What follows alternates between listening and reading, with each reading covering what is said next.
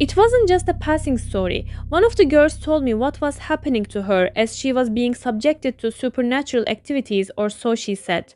It wasn't only while sleeping, but even when she returned from work, when she lay down on the chair, that unexplained activity wouldn't leave her alone. She was completely unable to control herself. It controlled everything, and that's what she told me. I asked her if the house was haunted or if she had ever heard voices or anything strange happening, and she answered no. None of that ever happened. And that is what made the scene so extremely complicated. So, what the hell is going on?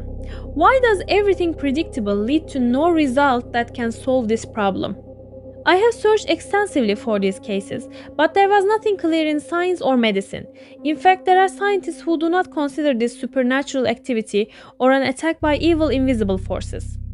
But when I spoke with the girl, she told me in all honesty that what is happening is an activity completely beyond her will. It has evolved over time and begun to accompany her even in places other than her own bedroom, because the beginnings were there, occurring after midnight while she was asleep, and it never used to happen during the day.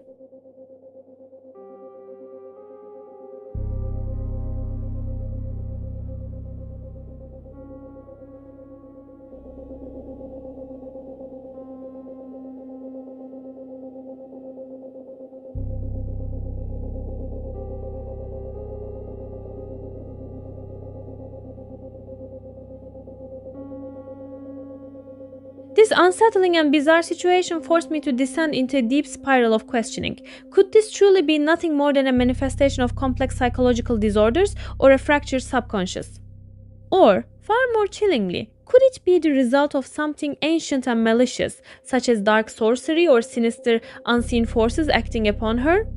Imagine the sheer bone chilling horror of such a scenario, the haunting realization that as you lay down to sleep, an invisible sentient presence is resting right there beside you on the mattress.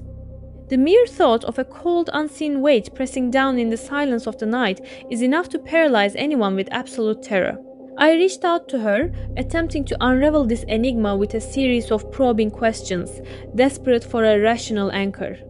I asked her, did you suffer from any childhood trauma or hidden burdens in your early years? Do you perhaps have a former lover, someone whose unfulfilled desires or lingering resentment might lead you to suspect them of something darker? Or is there a deep-seated psychological condition that has remained undiagnosed and hidden within your subconscious? To my profound unease, every single answer was a firm and resolute no. She looked me in the eyes and insisted she was in perfect health, both in mind and body. She had consulted several medical specialists and underwent exhaustive examinations, yet the results were always the same: no clinical symptoms, no signs of mental illness, and no evidence of any recognized psychological disorders. The science that was supposed to provide clarity only deepened the mystery, leaving her alone with an experience that defied every logical explanation.